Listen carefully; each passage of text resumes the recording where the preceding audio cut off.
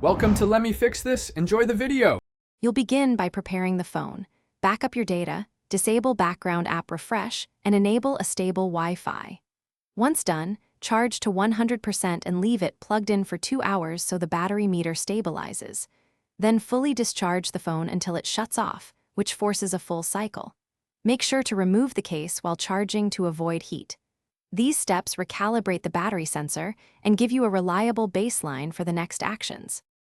Now you'll inspect and fix software-caused health misreports.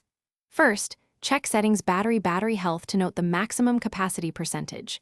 If it's erratic, update iOS to the latest version and run the built-in diagnostics. Once updated, perform a settings reset, not a full erase, or use recovery mode to reinstall iOS if diagnostics still fail.